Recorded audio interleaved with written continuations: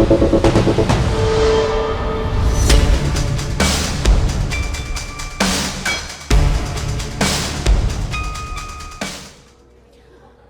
২০০ কোটি টাকা ব্যয়ে সাভারে নির্মিত Bangladesh institute of health management ভবনটি ২ বছরেও আলোর মুখ দেখেনি। স্বাস্থ্যসেবা ব্যবস্থাপনার মানোন্নয়নে উচ্চতর প্রশিক্ষণ ও গবেষণার লক্ষ্যে তড়িঘড়ি করে উদ্বোধন করলেও নিয়োগ দেওয়া হয়নি জনবল। বিগত আওয়ামী লীগ সরকারের আরও অনেক অদূরদর্শী প্রকল্পের একটি উদাহরণ হিসেবে ঠাঁই দাঁড়িয়ে আছে অবকাঠামোটি। ২০২৩ সালে সাভারে নির্মাণ করা হয় Bangladesh institute of health management.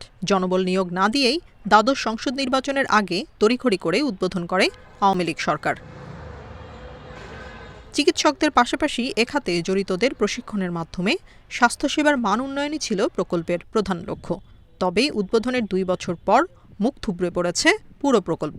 সার্বিকভাবে ৩ শ্রেণীর বা ৪ শ্রেণীর চিকিৎসকদেরকে যদি সার্বিকভাবে ট্রেন করা হয়, যেমন আমি যদি প্রশাসনিক হই, আমি হয়তো ক্লিনিক্যাল সাইডের অনেক বিষয় জানবো না, আমি একাডেমিক হলে আরেক বিষয় আমি জানবো না প্রশাসনিক। তো সার্বিকভাবে যখন এই বিষয়গুলোকে জিস্ট করে এনে সবাই জানবে, তখন কিন্তু একটা সামগ্রিক একটা সেবার মানটা বাড়বে। অবহেলায় পড়ে থাকায় এবং যথাযথ রক্ষণাবেক্ষণের অভাবে নষ্ট হচ্ছে ভবন এবং নানা সরঞ্জাম। শত কোটি টাকা ব্যয় প্রকল্প নিলেও অকার্যকর হওয়ায় বিগত সরকারের কর্মকর্তাদের সদিচ্ছা নিয়ে উঠেছে প্রশ্ন। এটা কিন্তু আলটিমেটলি কার্যকর রাখলে তবু একটা আমাদের সান্ত্বনা থাকতো যে এটাকে কার্যকর রাখা হয়েছে, গোটা বাংলাদেশের উপকার হচ্ছে।